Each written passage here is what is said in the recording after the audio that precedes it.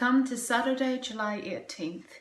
Several times in Mark's Gospel, Jesus has been told by the person he heals to tell no one of what he's done. Perhaps this is to enable Jesus to preach without being interrupted by crowds grieving for healing. What do you think? We read from chapter 3. Today's reading from Mark 3, verses 1 to 12. Another time, Jesus went into the synagogue, and a man with a shriveled hand was there. Some of them were looking for a reason to accuse Jesus, so they watched him closely to see if he would heal the man's hand on the Sabbath. Jesus said to the man with the shriveled hand, "Stand up in front of everyone." Then Jesus asked him, "Which is lawful on the Sabbath, to do good or to do evil, to save a life or to kill?" But they remained silent. He looked around at them in anger and, deeply distressed at their stubborn hearts, said to the man, "Stretch out your hand." He stretched it out, and his hand was completely restored.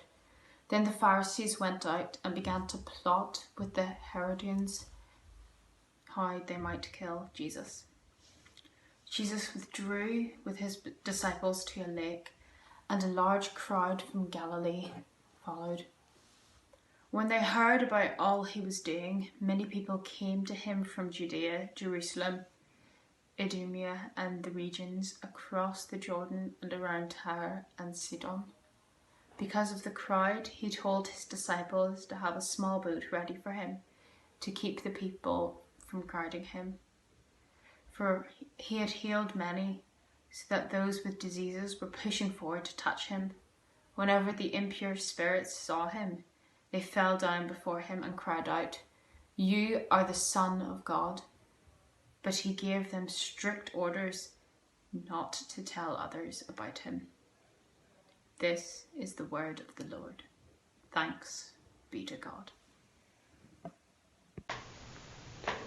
We are all a little bit apprehensive and a little bit excited about going back into church tomorrow, 10 o'clock at Carryduff and 12 o'clock at Killaney. The services will continue at that time for the rest of the summer, although we're not sure yet how many of them will be indoors and how many of them will be drive-in services. Let's see how it goes tomorrow.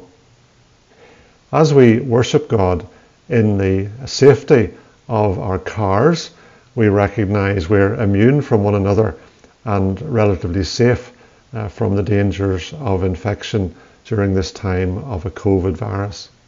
And as we go into the church, we want to maintain that same confidence in you and in all of us as we take part. For that reason, as you arrive at church, we ask you to come in your cluster, not one husband followed 5 minutes later by a wife, but coming in together. Come as a family, arrive together, come in together. And as you come in, you will be escorted to a seat. It will be the front seat available on either side of the church, and it'll be 2 meters distance from any other cluster. If you come on your own, and you're more than welcome to do so, we have spaces allocated for groups of 1 or 2 or 3 or 4, so that you're able to come and sit in your cluster or on your own and be part of the church family. When the service is over, again you will be escorted out of the church through the front door rather than the back door through which you came in. If you're one of those who needs to use the ramp at Carryduff, then please remain in your seat when the service is over until the crowds have cleared, and then make your way back to the ramp at the church.